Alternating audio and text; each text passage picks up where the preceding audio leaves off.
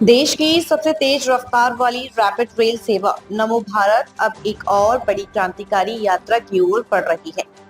अभी तक गाजियाबाद, मेरठ और दिल्ली एनसीआर को जोड़ने वाले इस हाई स्पीड ट्रैक की चर्चा थी, लेकिन अब सरकार और national capitals region transport corporation ने इसकी पहुंच को और आगे बढ़ाने की योजना बना ली है। नई योजना के तहत अब नमो भारत को नोएडा एक्सटेंशन होते हुए आगरा तक जोड़ने की तैयारी है।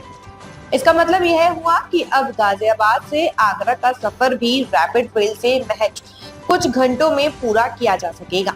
गाजियाबाद से नोएडा एक्सटेंशन होते हुए यह रैपिड रेल आगरा की ओर जाएगी। इसके लिए प्राइमरी रूट मैप तैयार किया जा रहा है, जिसमें यमुना एक्सप्रेसवे के समांतर एक हाई स्पीड रेल कॉरिडोर तैयार करने की योजना है। फिलहाल दिल्ली से आगरा की दूरी लगभग 230 किलोमीटर है, जिसे एक्सप्रेसवे के जरिए कार से तय करने में 3.5 से 4 घंटे लगते हैं। लेकिन नमो भारत के इस नए प्रोजेक्ट से यह दूरी महज 90 से 100 मीटर में पूरी हो सकेगी। इस नए रूट से नोएडा, ग्रेटर नोएडा, जेवर, यमुना एक्सप्रेसवे के आसपास बसे लाखों लोगों को फायदा मिलेगा, खासकर उन लोगों को जो रोजाना दिल्ली एनसीआर से आगरा या मथुरा की ओर सफर करते हैं। इसके अलावा जेवर एयरपोर्ट तक कनेक्टिविटी आसान हो जाएगी, जिससे अंतर्राष्ट्रीय यात्रियों को भी बड़ी राहत मिलेगी।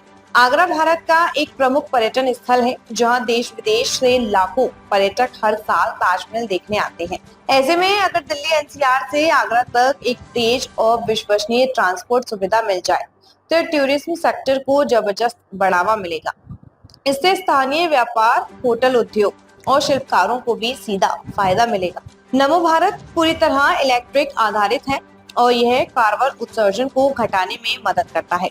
अगर ज्यादा से ज्यादा लोग निजी वाहनों की बजाय इस रैपिड रेल सेवा का उपयोग करते हैं, तो वह वायु प्रदूषण और ट्रैफिक दोनों को कम करेगा। एनसीआर और आगरा जैसे प्रदूषित शहरों में यह एक बड़ी राहत साबित हो सकती है। मोदी सरकार make in India, green India और डिजिटल इंडिया जैसे अभियानों को रफ्तार देने में लगातार काम कर रही है। नमो भारत जैसी परियोजनाएं उसी दिशा में एक ठोस कदम है। इस परियोजना को 2029 तक पूरा करने का लक्ष्य रखा गया है।